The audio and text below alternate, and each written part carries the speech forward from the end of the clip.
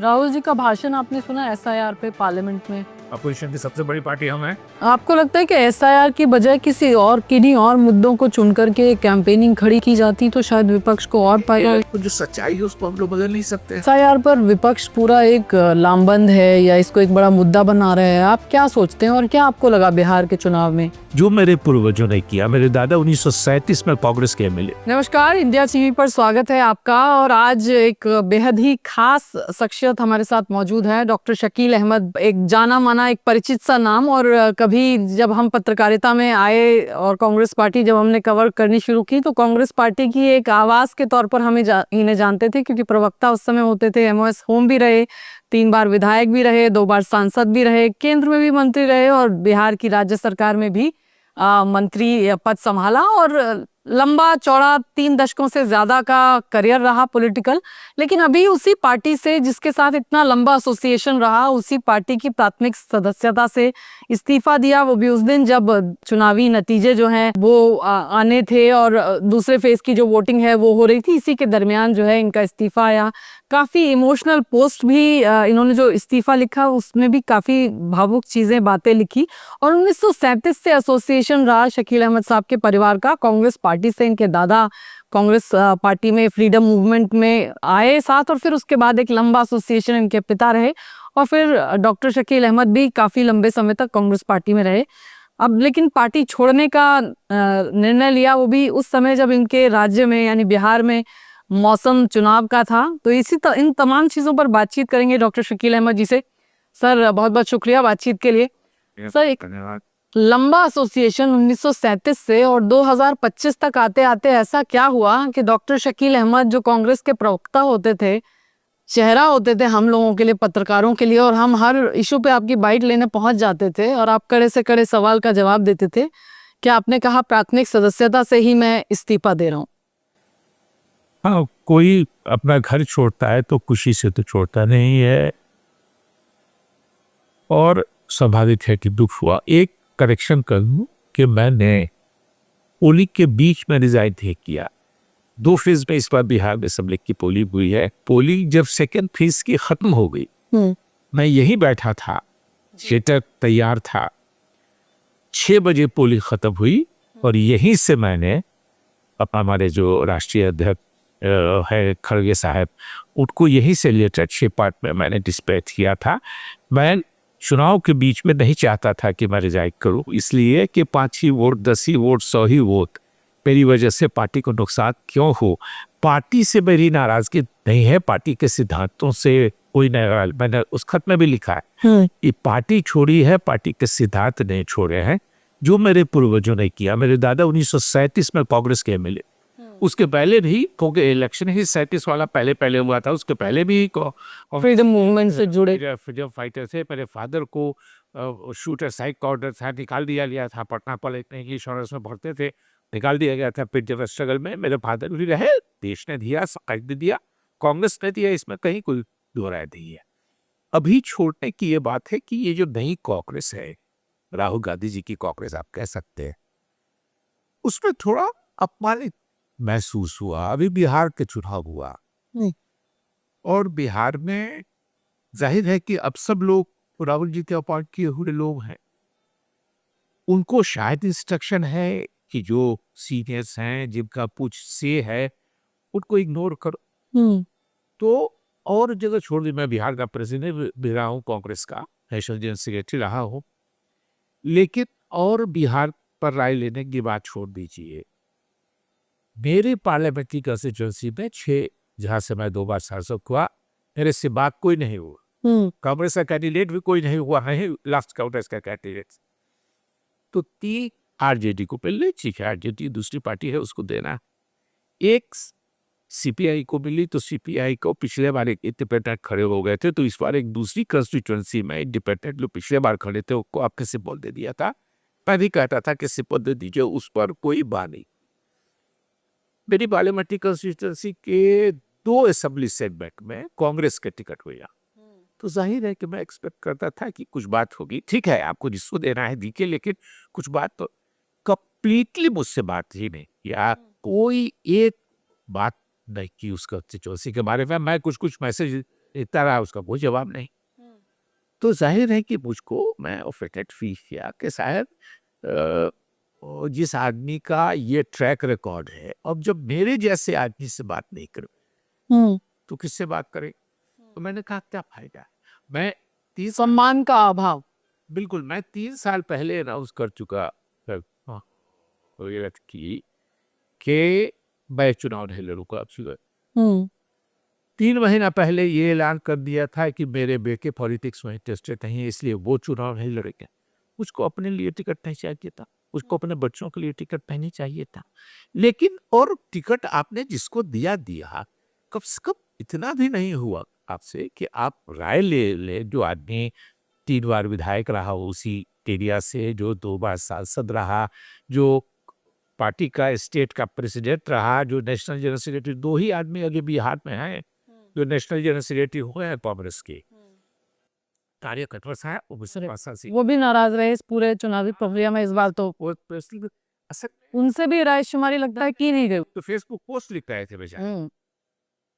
मैं तो चुप रहा चुनाव भर। चुनाव के बाद मैंने अपना रास्ता तो ये क्यों हो रहा है? मतलब ये राहुल गांधी जी का ऊपर से एक आदेश है कि भाई ये सबको साइडलाइन कर दो, और फिर आपका जो एक्सपीरियंस है, जो कहते हैं ना कि जो अनुभव है वही विरासत के तौर पर आगे बढ़ाता है, तो ये विरासत अनुभव की जरूरत है या क्यों? की नजर में नहीं। देखिए एक खराब लगता है कहते हुए, देखिए सोनिया गांधी जी ने जो राजीव गांधी जी के समय से उनको कांग्रेस मिली, फिर उसके बाद ऐसे भरा दिया है कि कांग्रेस में भी अध्यक्ष थे सीताराम केसरी जी, फिर सोनिया जी। तो इन सब की कांग्रेस का समावेश करके सोनिया गांधी जी ने धीरे धीरे सीरियसली सोनिया गांधी की कांग्रेस एक तरह से लेकिन अफसोस इस बात का है कि सोनिया गांधी जी की कांग्रेस को राहुल गांधी जी अपने कांग्रेस नहीं बना सके। उस कांग्रेस के लोगों को किनारे करके वो एक प्लान वे ने एक तरह से समझिए, उनके जो भी कोऑपरेट करने वाले लोग हैं सीनियर्स को किनारे किए। और ये चाह सही है। मैं अपनी बात तारिक अकबर साहब तो अभी वर्किंग कमेटी के मेंबर हैं सिटिंग। तारिक अकबर साहब तो अभी सिटिंग एमपी है। मैं तो भूतपूर्व था समझिए, वो भी बेचारे फेसबुक पोस्ट लिख रहा है। और मजेदार बात आप सुन लीजिए, तारिक अनवर साहब ने लिखा कि भाई टिकट के डिस्ट्रीब्यूशन के बाद कि भाई आप लोगों ने जो पिछले बार चुनाव लड़ा और 113 वोट से हार गया, उसको आपने टिकट नहीं दिया है, और 32,000 से हारने वाले को आपने टिकट दे दिया है। तो पार्टी ने उनके साथ ये किया तो उन्होंने 32,000 पे ऑब्जेक्शन किया था। अगले ट्रिप में तो कुछ टिकट बचा हुआ था, उसमें जो 62,000 से हारे हुए थे उनको टिकट दी। तो अब सोच लीजिए कि क्या इज्जत है। 2 ही आदमी हमें बताएंगे कि 2 ही आदमी हम लोग स्टेट में हुए जो नेशनल जनरल सेक्रेटरी हुए हैं कांग्रेस के। मैंने राहुल जी को कहा कि हम लोगों को जहां आना था नेशनल जनरल सेक्रेटरी हो गई, इससे बड़ा कोई पोस्ट नहीं है पार्टी में। अध्यक्ष और उपाध्यक्ष, उस समय वाइस प्रेसिडेंट थे। मैंने कहा कि ये आपके परिवार के लिए है, और पूरा देश की कांग्रेस को विश्वास है उस परिवार में, उसमें कहीं कोई दो राय नहीं। इसलिए हर आदमी को फायदा होता है फैमिली बैकग्राउंड का। हमारे जैसे छोटे आदमी को फायदा है कि हमको जिले में कोई प्रोवाइड नहीं करना पड़ा, इसलिए कि मेरे दादा थे, मेरे फादर थे, उनको नेशनल इंटरनेशनल लेवल पे जिस दिन उस परिवार में कोई पैदा हुआ तो हो गया थी। दुख इस बात का है कि जो सोनिया गांधी जी की जो सबसे बड़ी ताकत है, मैं बार बार बोलता हूँ कि अगर कोई उनका एंगेजमेंट नहीं है, कोई मीटिंग नहीं है, पार्लियामेंट नहीं है, कहीं बाहर का दौरा नहीं है, तो सोनिया गांधी जी देश भर से आए हुए कांग्रेस के लोगों से 10 साढ़े 10 बजे से लेके 1:30 बजे तक पीती थी, और उसमें सारी उनको जात काली रही। तो ये एक बड़ी बात थी जो मैं समझता हूँ कॉम्प्लिकेशन। तो क्या ये राहुल जी जब बने अध्यक्ष उस दौरान तो आप थे पार्टी में, तो उस दौरान कैसे रहता था मिलने मिलाने का, या क्या अंतर दोनों के स्टाइल ऑफ फंक्शनिंग में आप? बद हो गया है जिससे चाहते हैं। मैं जानता था कि सोनिया गांधी जी ऐसे लोगों से भी मिलती थी जिनको वो बहुत पसंद नहीं करती, लेकिन पार्टी चलाना है, सबको साथ लेके चलना है, हर का एक इम्पोर्टेंस है। तो सोनिया गांधी जी हर आदमी से तो आ गया, और वो तो पब्लिक भी 2-4-5 दिन में अगर जमा हो गई है ज़्यादा तो मुझसे भी एक राउंड जा कर के मिल लेती थी। तो जो चैनल ऑफ इंफॉर्मेशन है ग्राउंड लेवल से, वो खुला हुआ था। अभी वो बंद हो गया है और इलेक्शन में समीक्षा होती है। तो वो बंद क्यों हो गया? आपको क्यों लगता है? शायद मिलते नहीं है लोग। मैंने तो पिछले 5 साल से शायद नहीं माँगा है इसलिए कि अंदाज़ा हो गया कि नहीं मिलना चाहते हैं और सीनियर से और अपने तो मैंने इसके पीछे आपको कोई खास वजह लगती है जो आप कह रहे हैं कि सीनियर्स को उन्होंने साइडलाइन किया है? उनके साथ एक उनकी अपब्रिंगिंग बहुत अच्छी है। तो उसका नतीजा है कि जिसको भी वो आप कहते हैं, उसके साथ बैठने पे वो कंफर्टेबल नहीं है। और वो बॉस वाली जो फीलिंग एक होती है, वो शायद उनको नहीं आती है तो मज़ा नहीं आता है। जिनको को आप कहना पड़ता है, जिनको वो फर्स्ट नेम से पुकार सकते हैं, ही इज़ कंफर्टेबल। लेकिन जिनको आप कहना पड़ता है, तो ये बात सही है कि वो जो सच्चाई है उसको आप लोग बदल नहीं सकते हैं। हम रोड के पत्र सब पहले पैदा हो गए, कुछ पे हम कोई ये नहीं है। राहुल जी जिस दिन अपना पहला चुनाव जीते, हम लोग उस दिन अपना 5वां उसी दिन मैं अपना 5वां चुनाव जीता। तो अगर मैं कहता हूँ राहुल गांधी जी से कि हुजूर मैं आपकी वजह से लीडर हूँ, तो मैं अपना भी अपमान करता हूँ और राहुल गांधी जी तभी अपमान करता हूँ। बेवकूफ बनाने की बात है ये। तो मैं कैसे कह दूं कि मैं आपकी वजह से लीडर? उनको उनकी जो फीलिंग है, जो हक सोचते हैं कि वो लगता है कि जिसको हम लीडर नहीं बनाया वो मेरा लॉयल नहीं, जिसको हम बनाएंगे जो राहुल गांधी के अलावा कोई ना कहीं चाहता।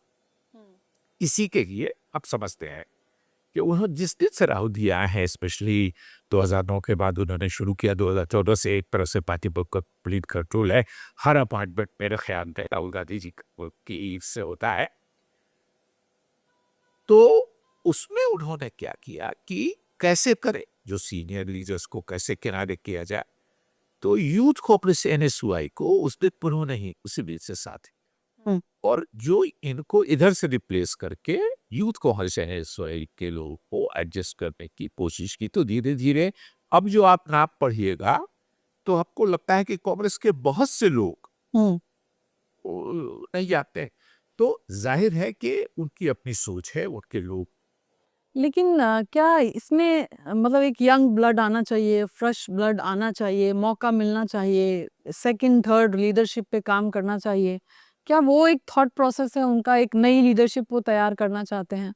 नहीं, ये होता तो अच्छी बात। क्योंकि यार जो ये पुरानी लीडरशिप है ये फेल हो गई, ये 10 साल के कार्यकाल के बाद जिस तरह से मैंडेट नहीं, नरेंद्र मोदी जी को मिला, क्या ये उनको लगता है? नहीं, देखिए हर ऑर्गेनाइजेशन में फ्रेश ब्लड वेलकम है, नए थॉट्स वेलकम है, लेकिन वो कंटिन्यूटी होनी चाहिए। हम्म आप हम लोग बिल्कुल थे कि नया ब्लड आए इसीलिए यूथ कांग्रेस बना और यूथ कांग्रेस की जो हालत अब हो गई है कमजोर। मैंने एक दिन राहुल जी से कहा, ये राहुल जी मैं जनरल सेक्रेटरी हो लिया पार्टी का, लेकिन आपके फादर जिसको बनाते थे यूथ कांग्रेस का प्रेसिडेंट, उसको देख के आज भी हम लोग खड़े हो जाते हैं। अब जो यूथ कांग्रेस है, एक इलेक्शन सिस्टम हो गया, उनको सभी लोगों ने हरा किया होता। तो होगा कि यूथ कांग्रेस क्या था कि जो जनरल यूथ है उनको अटैक कीजिए और दूसरा यूथ ऑर्गेनाइजेशन जो करता है आपके खिलाफ उसको काउंटर कीजिए।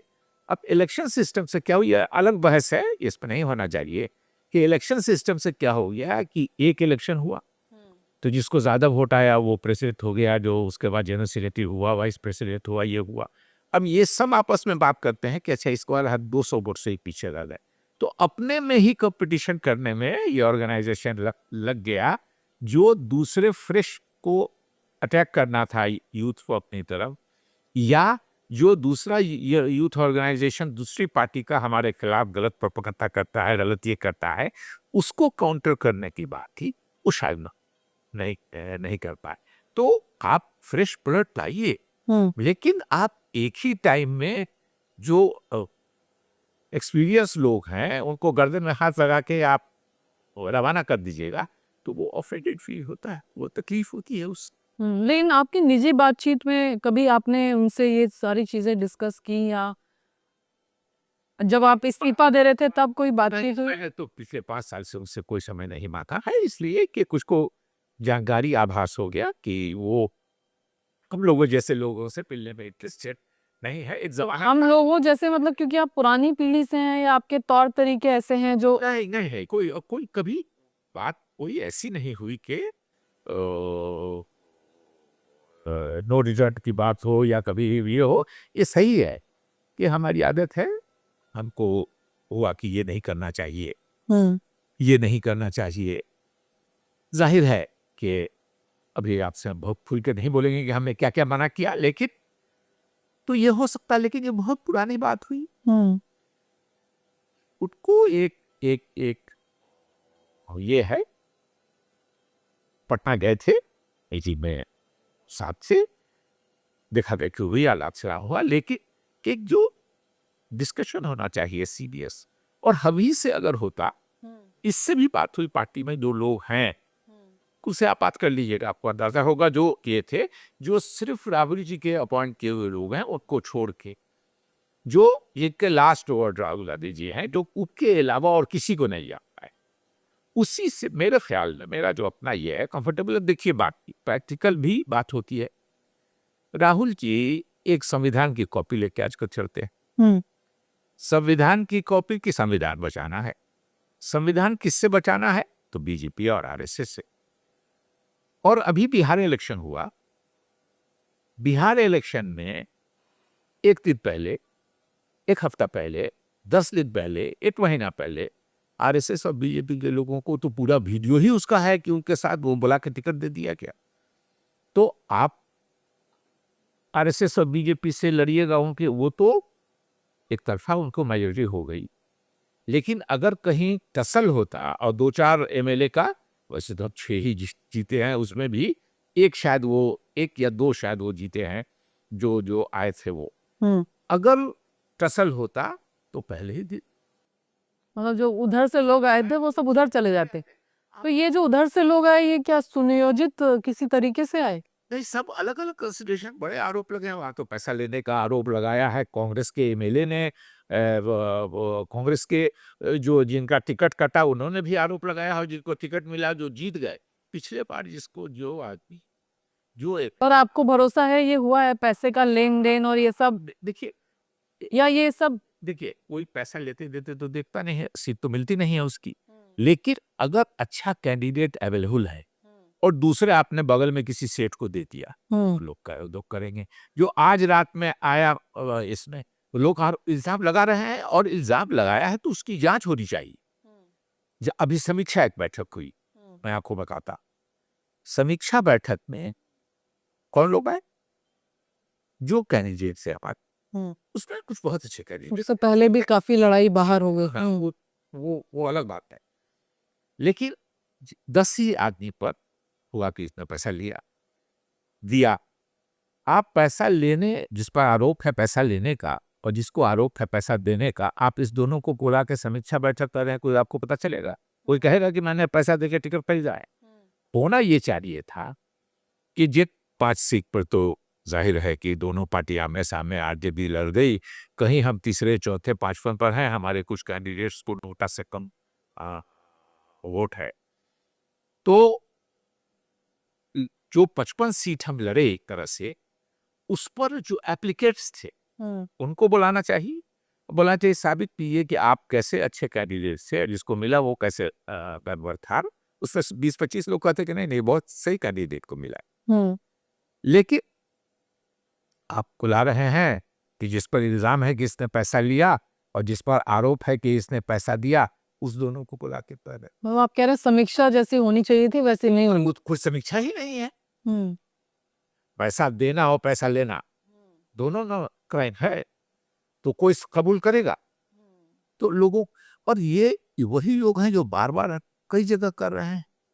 आपको मैं एक बात बताता हूँ, दिल्ली में पिछले 3 इलेक्शन से मैं ही जनरल सेक्रेटरी था, मैंने ही चिट्ठी लिखी थी लेफ्टिनेंट केजरीवाल जी को नहीं दिया था, चिट्ठी लेफ्टिनेंट गवर्नर को दी थी समर्थन को चिट्ठी दी थी मेरी, दस्खत मेरा और श्री प्रकाश जायसवाल जी का मेरा ही पैड था। पिछले 3 इलेक्शन से एमपी एमएलए में हम 0 सीट है हमारी दिल्ली में। क्यों है? सिर्फ एक आदमी की वजह से, और वो आदमी अभी भी राहुल जी के नाक के बाल। कौन है वो? वही है, मैं नाम अभी लेना मैं नहीं समझता हूँ। हम्म, वो मालूम है मिसगाइड किया। तो आप किस चीज को लेके मिसगाइड किया? मैं बताता हम्म, केजरीवाल जी एक बार हम लोगों ने दिया और बने, हम्म, लेकिन उनको आपके लोगों ने देश भर में उनको कहा कि दिल्ली का चीफ मिनिस्टर बनने के लिए इतना बड़ा हम लोगों ने एजिटेशन किया, चलो आप पार्लियामेंट कर रहे हैं, 50 सीट भी हो जाएगा तो देश की सरकार कब्जे पे रहे। वो हम लोगों को बिना मतलब का बोल बाल के हम लोगों के खिलाफ रिजैक्ट करके चले। हम्म, देश में कहीं उनको कोई सीट रही हुई, 4 सीट पंजाब में, पंजाब के 4 MP हो गए केजरीवाल जी को, और के लोग को हुआ कि हमको कुछ नहीं। वो फिर कोशिश करने लगे, मैं चार्ज था मेरे पास आने लगे। मुझको हुआ कि अगर अभी इलेक्शन हो जाएगा तो आप सोच लीजिए कि क्या सिचुएशन थी कि 42 MLA थे। शीला दीक्षित जी ने जो दिल्ली के लिए काम किया है वो ख्वाब में भी लोग नहीं सोच सकता है जितने जितने जितना अच्छा और जितना ज्यादा काम शीला दीक्षित जी ने किया। लेकिन पीटर हो गया था, माहौल खराब किया गया था, तो हम लोग 42 MLA थे दिल्ली, 42 में 34 हार गए, 8 बच गए। लेकिन आपको जान के थोड़ा चौंकिएगा कि 42 में 4 मुस्लिम MLA थे और 8 में भी 4 मुस्लिम MLA थे, यानी मुस्लिम MLAs 100% कंटिन्यू कर गए थे। इन तक। उसके बाद हम्म, अरविंदर सिंह लवली जी हमारे प्रेसिडेंट थे, गांधीनगर से इंटायर मुस्लिम वोट से, उनकी जो टोटल मुस्लिम वोट से वो जीते थे। चांदनी चौक से प्रहलाद सिंह सहनी जी, वो मुस्लिम वोटों से जीते थे। यानी एंटी दो फारे जो और थे वो ये नहीं था कि उनको मुस्लिम वोट को भी मुस्लिम वोट मिला था, लेकिन वो भी एंटी बीजेपी को। तो मेरा कहना था कि अगर आप अभी चुनाव करा दीजिए तो ये एंटी बीजेपी वोटर्स हैं, ये भाग के चले जाएंगे केजरीवाल जी की तरफ। इसे को 28 सीट है और उनको 30 से ज्यादा सीट है बीजेपी वालों पे। तो 28 वाला 30 वाले को हरा सकता है कि 8 वाला एंटी बीजेपी वोटर है, ये आपने इलेक्शन कराया और ये सारे भाग जाएंगे। मैंने राहुल जी को कहा, उनको गलत कह दिया गया, मुझसे नाराजगी हो गई, मैं चला गया 2 महीने के लिए कनाडा। मैंने जाते जाते मैं कह गया सर कि चुनाव नहीं होने दीजिएगा, चुनाव होने दीजिएगा तो आपके सारे वोटर भाग जाए। भाग गए। राहुल जी को शायद कह दिया, मेरी जो जानकारी है गलत भी हो सकती है, लेकिन मैंने जो सुना कह दिया कि केजरीवाल जी से शकील जी का पर्सनल वीकनेस है इसलिए कर। और आपको आज मैं बताता हूं, मेरी केजरीवाल जी से तब तक भेंट भी नहीं थी। हम लोग चिट्ठी एक दूसरे को लिख रहे थे, दिखा रहे थे, टीवी पे वो भी देखते होंगे हमको, हम तो पहचानते थे, बड़े नेता हो गए थे।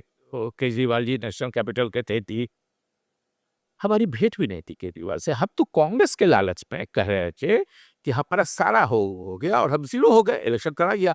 मेरी फ्लाइट इस लैंड कर रहे हैं वापस कनाडा से 2-2.5 महीना के बाद आकर के, तो बच्चे रहते हैं, मैं चला गया था, तो इन लोग की नाराजगी थी। तो उस दिन दिल्ली का पोल हो रहा था कि हम 8 से 0 हो गए, केजरीवाल जी 28 से 67 चले गए। और अब लगातार होगा। और केजरीवाल जी से मेरी भेंट तब हुई जब वो 67 सीटों के साथ चीफ मिनिस्टर थे। तो प्रेसिडेंट हाउस में एक अवतार प्रणब दा प्रेसिडेंट थे, एक अवतार की पार्टी में मेरी पहली बार केजरीवाल जी से भेंट हुई तब, जब वो 67 सीट लेते गए। और जिस आदमी ने मिसगाइड किया जिसकी वजह से पिछले 3 इलेक्शन से एपी एमएलए दोनों में कांग्रेस 0 पर है, वो अजीब के साथ अजीब के खबर। तो ये तो तो मतलब आप कह रहे हैं कि इनकॉम्पिटेंट लोग उनके आसपास हैं। बिल्कुल। और चूंकि सबको उन्होंने बहाल किया है, इसलिए उनकी इनकॉम्पिटेंसी का कुछ ये नहीं होगा। अगर कोई हो गया गलती सबसे हो सकती है काम में, लेकिन समीक्षा होती है उसकी। अगर कोई कॉम्पिटेंट है, हमने अपॉइंट कर लिया है, तो उसको टास्क देंगे, उसको उसको रिवाइंड करेंगे, उसको उसको कहेंगे कि शायद वो आप रिस्पॉन्सिबिलिटी फिक्स कीजिए। लेकिन चूंकि कोई क्राइटेरिया नहीं है, जिसको दिल हुआ और अपॉइंट चूंकि हमने किया है, तो वही उन्हीं के साथ खड़े हो जाइए कि मेरी चर्चा नहीं होगी, हमने अपॉइंट किया है। तो उन्हीं को वो उसको डिफेंड करते हैं पूरा हो जाके। अभी भी बिहार में जो हुआ है, बिहार के सारे लोगों को हानि है कि क्या हुआ है, लेकिन जो लोग थे उनको डिफेंड किया जा रहा है, इसलिए इस सबको अपार्टमेंट उन्हीं के वहाँ फिर ऐसे में मंथन कैसे होगा? जिस अकाउंटेबिलिटी की बात होती है वो कैसे होगी? मैंने को कर दिया तो बहुत अच्छा लगेगा। मैंने कहा वापस आती है तो ये कि बात सही है कि नेहरू गांधी फैमिली पे देश भर के कांग्रेस के लोगों को विश्वास, पर ये बहुत अच्छी बात है, बड़ी शक्तिशाली बात है, ये सौभाग्य की बात है। और उसका एक वजह ये भी है कि कोई स्टेट लोग क्या चाहता है कि हम जीते, और हम नहीं जीते तो हमारा दुश्मन ही नहीं। कांग्रेस की सबसे बड़ी खूबी है मानता कि हमारे हक को कोई दुश्मन नहीं मानता है। नेहरू गांधी फैमिली को कोई कोई कोई समाज, कोई स्टेट, कोई सेक्ट को दुश्मन नहीं मानता है। तो ये कोई बात है, ये एक्सेप्टेंस, तो उस एक्सेप्टेंस का फायदा उठाना चाहिए, उससे फैक्ट्री को फायदा होना चाहिए, पार्टी को फायदा होना चाहिए, सोसाइटी को फायदा होना चाहिए। लेकिन 3 बार हो गया, ये तीसरा टर्म है, लेकिन उसके बावजूद जो है वापस नहीं आ पा रहे हैं, राज्यों में भी लगातार हारते जा रहे हैं। सो ये क्या आपको लगता है कि ये एक पर्सनल स्टाइल ऑफ फंक्शनिंग है, जैसे आपने कहा कि सीनियर्स को दरकिनार कर दिया गया है, ये तमाम चीजें इस बहुत स्ट्रॉन्ग लाइक्स डिसलाइक्स है। तो जिनका मैंने कहा मोटा मोटी कि जिनके साथ बैठने में वो कंफर्टेबल फील करते हैं, जिनको फर्स्ट नेम से पुकार सकते हैं, जिनको तुम कह सकते हो, फीस कंफर्टेबल। तो आपको क्या शकील जी कह के बुलाते हैं? अरे ये बॉक्स बैठे, अगर वो कुछ दूसरा कहते तो पहले कुछ हो जाता, नहीं खुद को शकील जी कहते उसको तो ही। और जाहिर है वो कल्चर है, सिविलाइज है, उसकी अपब्रिंगिंग अच्छी है, और इसी के वजह से लेकिन इससे तो नुकसान हो रहा है पार्टी का। ये है कि ये आप उस समावेश एडॉप्ट करना चाहिए सिचुएशंस के साथ। Sonia Gandhi she is exceptional. आपसे एक लफ्ज वो अंग्रेजी नहीं बोलेगी। 23 साल की उम्र में यहाँ आए हैं, अंग्रेजी उनका सेकंड लैंग्वेज है, फर्स्ट लैंग्वेज है भी नहीं।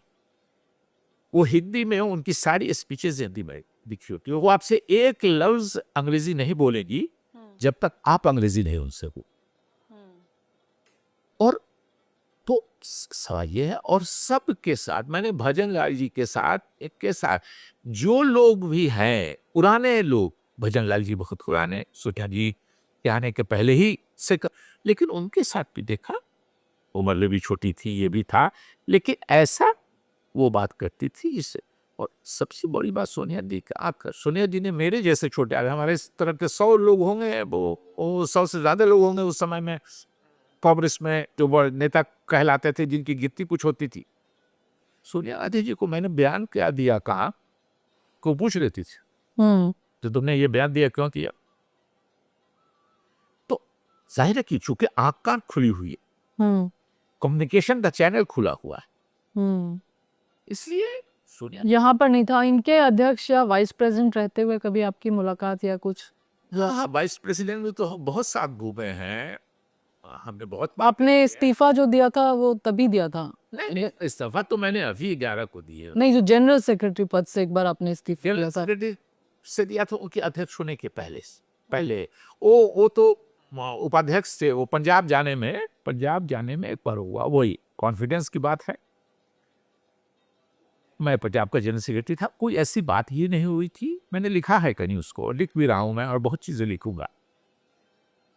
तो मुझको मालूम हुआ आज के परसों राहुल जी पंजाब जा रहे हैं, तो मुझको आश्चर्य हुआ। मैं जज से उठा, मुझको पता नहीं, कोई ऐसी नाराजगी, कुछ ऐसी बात भी नहीं हुई थी कि कोई कंफ्यूजन है कोई।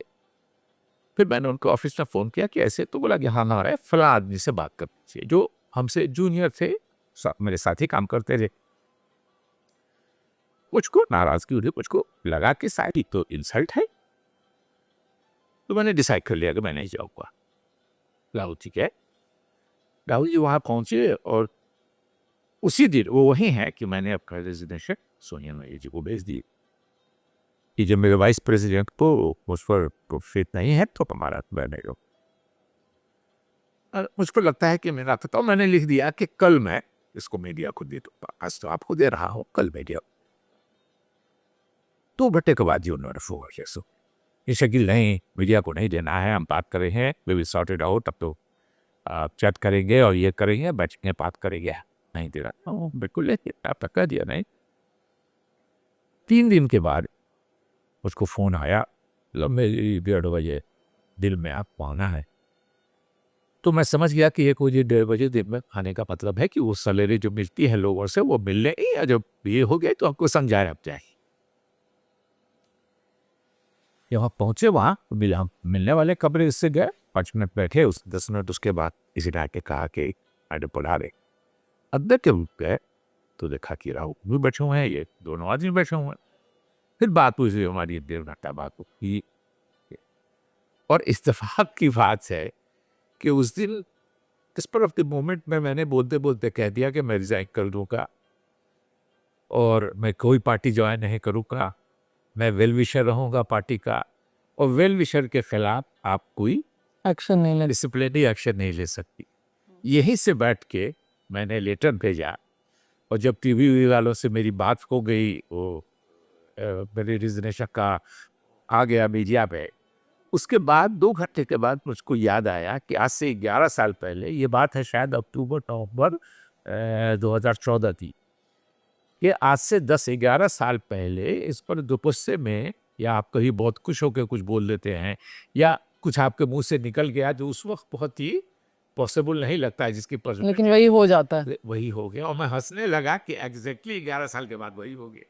सर एसआईआर पे क्योंकि अभी चर्चा भी चल रही है पार्लियामेंट में, आपको लगता है कि एसआईआर में, क्योंकि राहुल जी ने इस पर पूरी एक यात्रा वहां पर निकाली, लेकिन उसके बावजूद ये इशू चला नहीं वहां पर, और अभी जो एसआईआर पर विपक्ष पूरा एक लामबंद है या इसको एक बड़ा मुद्दा बना रहा है, आप क्या सोचते हैं और क्या आपको लगा बिहार के चुनाव में?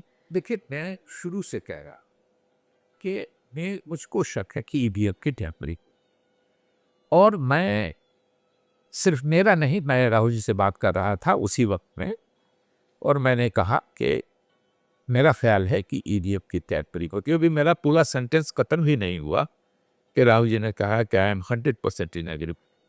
लेकिन एग्रीमेंट से नहीं होगा, अगर उसके लिए है तो हमको सारे लोगों को, सबसे बेस्ट अपोजिशन की सबसे बड़ी पार्टी हम है, तो हमको सबको साथ लेके चलना है और वार्निंग देनी है कि अगर आप पीछे, अब 20 साल पहले अगर नहीं पार्टिसिपेट करेंगे, हमें लेकिन बाइकआउट करेंगे अगर आप ये पीछे, तो उसके बारे में भी साबित करना है। लेकिन जहां तक नाम काटने की बात है, मैंने पहले भी कहा है कि भाई ये इल्जाम है कि 65 लाख लोगों के नाम काटे गए। मैंने 65 आदमी को कहीं प्रोटेस्ट करते बिहार में नहीं देखा, क्या जिता है मेरा। मैंने प्रेस कॉन्फ्रेंस में प्रेस के लोगों से पूछा इसी पर, मैंने कहा आप लोगों ने कहीं देखा? बोला नहीं, कहीं नहीं। बोले कहीं। ये क्या गलत मुद्दा पिक कर लिया? हमको लगता है, देखिए हुआ क्या कि अगर हो सकता है जिनका नाम कटाओ, मैं कहता हूं कि उनको नहीं मालूम हो, इनोसेंट हूं, तो हम जो पॉलिटिकल पार्टीज के लोग हैं, आरजेडी हमारा ऑर्गेनाइजेशन कमजोर है, लेकिन अपोजिशन में तो बिहार में सबसे ज्यादा मजबूत आरजेडी के लोग हैं। आरजेडी है, सीपीआई है, सीपीएफ है, कांग्रेस है, माले है, उसके बाद वो जो डिप्टी चीफ मिनिस्टर बनने वाले थे हमारे सहनी साहब, तो सहनी साहब की पार्टी है। किसी के जो कैडर के लोग हैं वो 500 आदमी को जमा करते कि भाई ये जिद्दा है और इनका वोट काट दिया गया। जो अगर एडिशनल वोट भी जोड़ा, मान लीजिए, तो एडिशनल वोट भी जोड़ा, तो ये भी जो पॉलिटिकल पार्टीज हैं उनके जो ग्राउंड पे काम करते हैं, पंचायत के प्रेसिडेंट है, ये है, वो ये करे। मेरे यहाँ गांव है बिस्की में, जहाँ से मैं एमएलए हुआ, छछुआ एक ककौरी मशहूर बस्ती है, मुसलमानों की बड़ी बस्ती है। तो 2-3 महीना पहले गया था, ये जो परेशान था, तो मैंने उन लोगों से पूछा कि भाई तुम्हारे मुसलमानों की बड़ी बस्ती है, बीजेपी वाले कटवा रहे हैं वोट, तो मुस्लिम का कटवाएंगे और यादव का कटवाएंगे अगर बिहार का मामला है तो आप लोग हैं ना अलर्ट। तो प्रमुख एक्स प्रमुख को बीमार था को मैं देखने गया था, तो मुखिया जी भी आ गए, एक्स मुखिया भी आ गए, सब पति भी आ गए, तो काम करते। समूह ने कहा कि नहीं सर, हम लोग का एक वोट नहीं कटा है, एक वोटर फाजिल है, उसको अपन लोकेट करने की कोशिश कर रहे हैं कि वो कहाँ का है। तो अगर ज्यादा वोटर भी एडिशनल fictitious वोटर अगर दे दिया, तो ये भी तो पॉलिटिकल पार्टी का काम है। और तो आप कह रहे हैं उस पूरी मुस्लिम बस्ती में कोई भी एक नाजायज वोट नहीं काटा गया किसी? गया, मैं नाम लेके कर रहा हूँ, मुझको कहा हम लोग हम्म से नहीं कटा।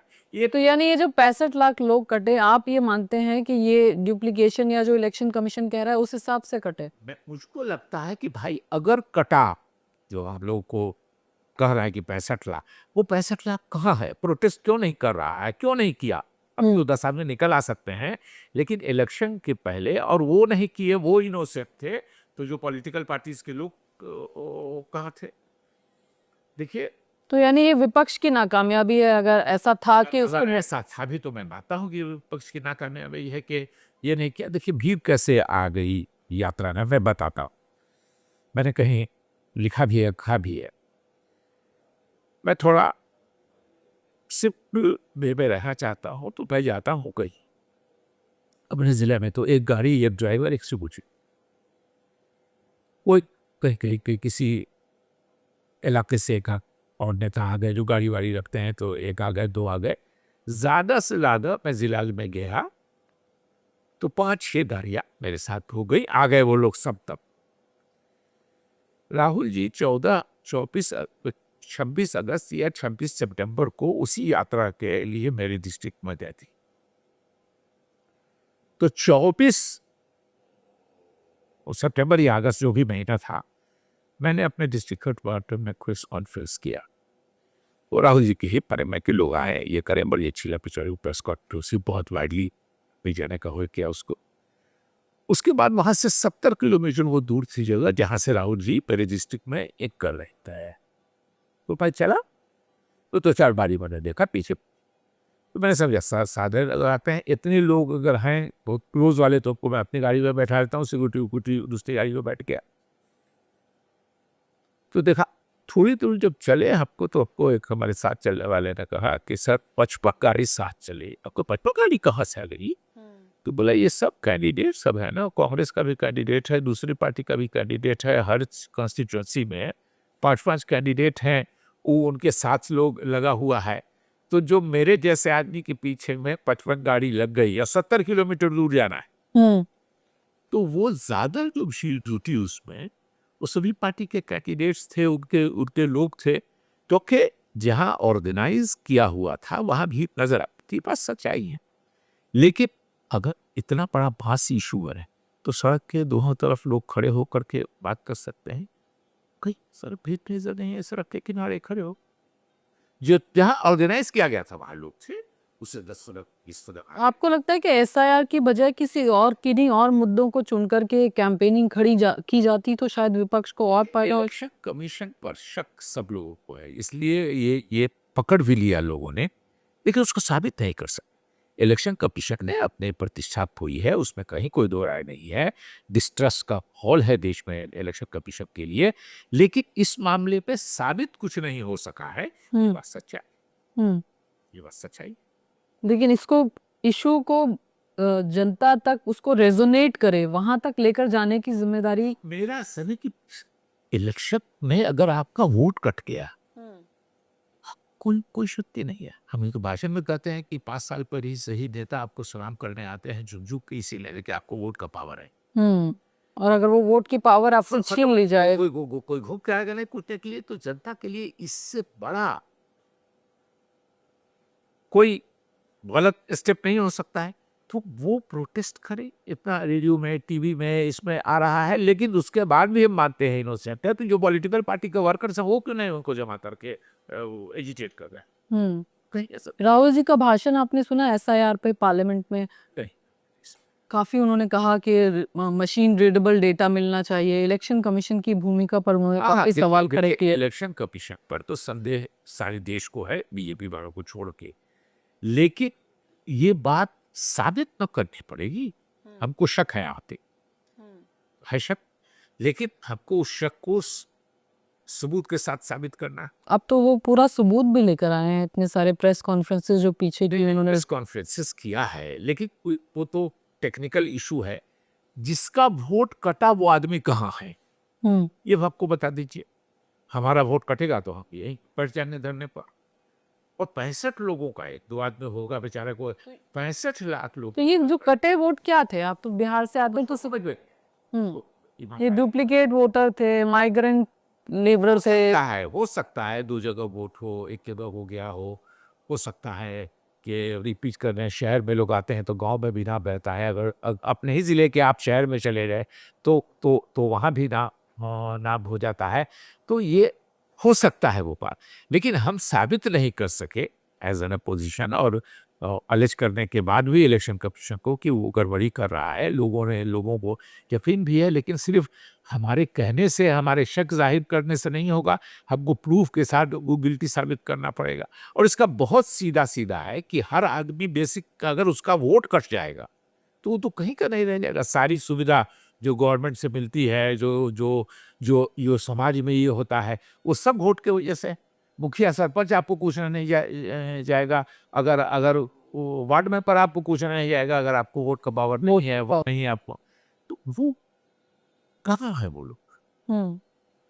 तो अब आगे कहाँ देख रहे हैं? मशीन पर हमको भरोसा नहीं आता। नहीं। हाँ, और उसके बारे में भी लड़ाई लड़नी चाहिए, साबित करना चाहिए और एजिटेट करना चाहिए, गाना चाहिए कि जिससे कराएगा हम लोग। तो तेजस्वी कह रहे थे कि चुनाव का बहिष्कार कर देना चाहिए। बिल्कुल, मैं बहुत लोगों से कह रहा था कि ये बात बिल्कुल ठीक है कि हमको 3 साल पहले करना चाहिए। अब चुनाव आज करेंगे, कल चुनाव है, आज करेंगे, लोग कहेगा कि हार रहे हैं इसलिए भाग रहे हैं। अब 3 साल पहले हमको कहना चाहिए कि अगर कराइएगा, इससे तो आप इसी तरह जीतते हैं, आप ले जाइए ईवीएम से कराइए, पार्टिसिपेट नहीं करें।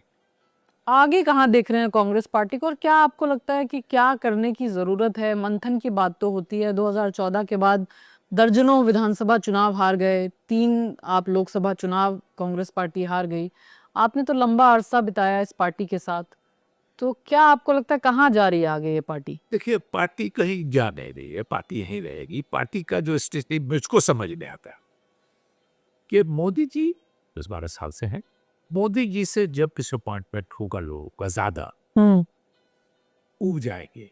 फटीक जब आ जाएगा। हाँ, तो नंबर 2 तो कांग्रेस ही है बोलो। तो क्या कांग्रेस भी यही सोच रही है? आप मुझको लगता है आप एक गलत है ये कि खाली जो नेता लालू यादव जी एक राज के, नीतीश कुमार जी एक राज के, रामविलास पासवान जी एक राज के, अखिलेश जी एक राज के, उमर अब्दुल्ला फारूक अब्दुल्ला एक राज के, स्टैलिन साहब एक राज के, ममता बनर्जी जी एक राज की, मायावती जी एक स्टेट की।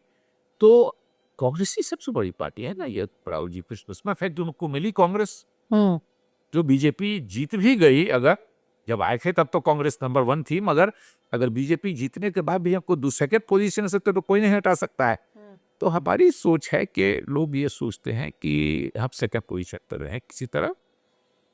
मोदी जी से जो ऊब जाएंगे लोग, वो हमारे तरफ आएंगे और हमारी तरफ आवेंगे, कांग्रेस की तरफ आएंगे, राहुल जी की तरफ आएंगे। और उस रिफ्लेक्टेड ग्लोरी में जो रूटलेस लोग आसपास में हैं, इनको भी रिफ्लेक्टेड ग्लोरी में ये भी चमक जाएंगे। तो ये एक बिल्कुल तो आप मानते हैं रूटलेस लोग हैं आसपास में जो हैं, जो G23 ने अपनी चिट्ठी में भी लिखा? एक यूथ कांग्रेस से मैं जनरल सेक्रेटरी हो जाता हूँ, जिसको अपने वोट बनाना है, अपने वो करना है। जो सिस्टम यूथ कांग्रेस कमजोर हुआ, उस मेरे ख्याल में शायद अभी डर से कोई बोले नहीं, रूल नहीं करे मेरी बात को। मैंने तो उनको 2 बार 3 बार कहा कि यूथ कांग्रेस का इलेक्शन नहीं कराइए, लेकिन उनको शायद कांग्रेस का कोई सीनियर लीडर नहीं है जिसने उनको मना नहीं किया। लेकिन उनको जो समझाने वाले हैं, प्लान करने वाले, उन्होंने उनको समझा दिया कि ये जो पुराने हैं, ये आपको लीडर नहीं मानेंगे, इसलिए अपना लीडर बनाइए और इन ऑर्गेनाइजेशन से ले जाइए जो आपके अलावा किसी। लेकिन जिनको वो लीडर बनाया है उनके बारे में आप क्या कहेंगे, या जो टीम उन्होंने तैयार किया है वो कैसी टीम है? उनका कनेक्शन नहीं है ग्राउंड पे।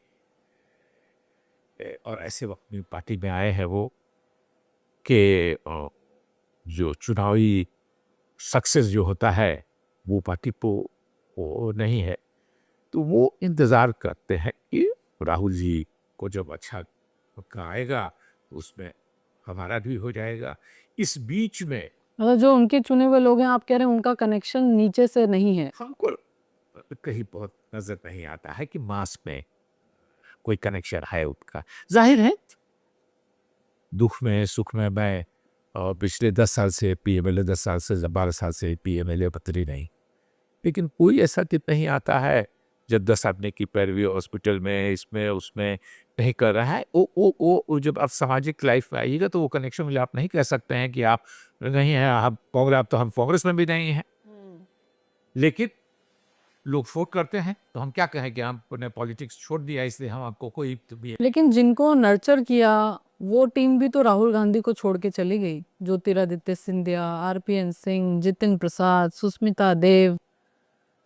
देखिए उसमें उनका क्या केमिस्ट्री उनके बीच में भी एक जो राहुल जी ने पकड़ा यूथ का यूथ का पॉइंट यूथ की संख्या ज्यादा है वो यूथ उनसे ये होगा आप तो राहुल जी भी 55 साल के हो गए 55 के हो जो न हो गए शपथ के तो जो यूथ उन्होंने ये किया उन लोगों को मौका दिया और राहुल जी का यूथ के लिए मुझको लगता है कि कहीं न कहीं संख्या का खेल है। जैसे सारे लोग चंदा लेते हैं सारी पार्टियां अमीर लोगों से और मंच पर सब गरीब लोगों की बात करता है सभी पार्टी इसलिए ये गरीबों की संख्या जाता है तादाद जाता है। राहुल जी को यूथ का एक बार दिल्ली के ही एक इलेक्शन में एक असेंबली का में जन सेक्रेटरी था दो पार्ट वो शायद उसी इलेक्शन तो एक कॉन्स्टिट्यूएंसी में 2 कैंडिडेट था जो एज ए जनरल सेक्रेटरी मैं भी डिसाइड किसी का कुछ प्लस पॉइंट था किसी का कुछ माइनस पॉइंट था मैं डिसाइड नहीं कर पा रहा सब बैठे तो सोनिया गांधी जी कौन से जीते राहुल जीते पूरी कांग्रेस की सी बैठी तो मैंने कहा कि भाई एज ए जनरल सेक्रेटरी मैं नहीं डिसाइड कर पा रहा हूँ कि किसका पलड़ा भारी है ये दो है दोनों बराबर है आप तो अभी कोई राहुल जी साथ में बैठे थे मेरे अभी कोई कुछ कहता उसके पहले राहुल जी कह रहे हैं कि शकील जी जिसके ऊपर दोनों बराबर है आपके लिए हाँ तो बोले जिसके ऊपर ज्यादा है कम है उसको टिकट पे वो ज्यादा ये अलग बात है कि जिसकी उम्र कम हो थी उसकी शादी हो गई थी और जो ज्यादा उम्र का था उसकी शादी नहीं होती ये अलग है लेकिन उन्होंने सीधे कहा कि जिसकी उम्र कम है उसको यूथ को सपोर्ट करना बढ़ाना आगे ये उनका थॉट प्रोसेस है। का थॉट प्रोसेस इसलिए भी हो सकता है कि यूथ की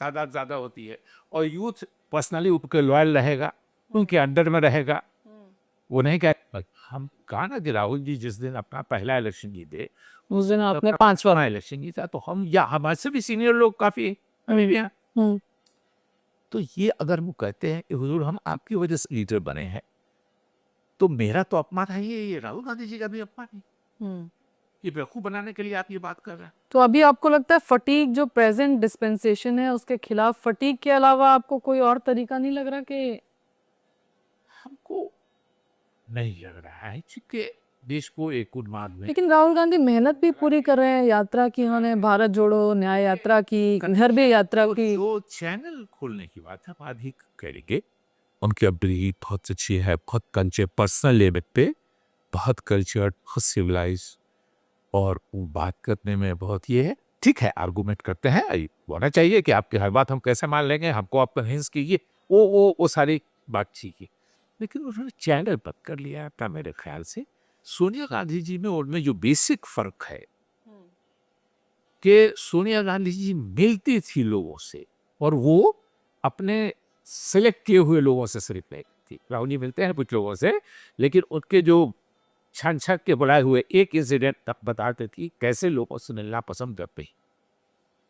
असर 3 साल पहले की बात बिहार कांग्रेस की बैठक हो रही थी 24 करोड़ बिहार के लोग थे 10-20 जो एटापैट लोग हैं बिहार के मेरिट हाउस और कांग्रेस के लोग थे खड़गे जी थे राहुल जी थे और नीतीश जी हम लोगों के साथ थे। हल्ला हो गया था कि नीतीश जी वर्णों को चाल है तो सब बोले मेरी जब बारी आई तो मैंने कहा यह हल्ला है कि नीतीश जी जाना है को रोकिए ऑक्स की हालत बिहार न अच्छी और मैंने 2 इंसिडेंट मैंने कहा कि अभी पिछले दिनों मुजफ्फरपुर जिले में एक कंस्टिट्यूंसी है बुझा वहां बाई इलेक्शन हुआ नीतीश जी हम लोग के साथ थे लेकिन समझौता हमारा नीतीश जी के साथ भी नहीं हुआ आरजेडी के साथ भी नहीं हुआ और तो हम अलग लड़े बीजेपी अलग लड़ी नीतीश जी अलग लड़े आरजेडी अलग लड़ी तो हमारे एमएलए के कैंडिडेट को 1000 रुपया और नोटा को 2000 रुपया इसलिए हालत ठीक नहीं मैं कहा दूसरी कॉन्स्टिट्यूंसी है तारा मुंगेर जिले में तो तारापुर में अगर 20 नए इलेक्शन हुआ आरजेडी के जब यूके या बीजेपी के कोई नेता जीते वो सीट खाली हो गई डिस्क्वालीफाइड हुए या उनका डेथ हुआ मुझको ठीक से जाकर याद नहीं है तो वहाँ बाई इलेक्शन हुआ। तो 20 में जो इलेक्शन हुआ था उसमें कांग्रेस में जीती था एक लड़का राजेश मिश्रा, वो लड़ गया था, वो अच्छा लड़का है, उसको इंडिपेंडेंट में 10,000 के आसपास होता है। तो जब बाई इलेक्शन हुआ 2020 के बाद, ये 2020 में उनको 10,000 वोट आया, तो बाई इलेक्शन हुआ तो हम लोगों ने टिकट दे दिया कि 10,000 खुद से वोट लाए हैं और हम लोग जीतेंगे पार्टी का टिकट तो कुछ अच्छा परफॉर्मेंस होगा। आपको बिलीव नहीं होगा कि जिसको इंडिपेंडेंट पे 10,000 वोट आया था उसको कांग्रेस टिकट पर 3400 वोट आई।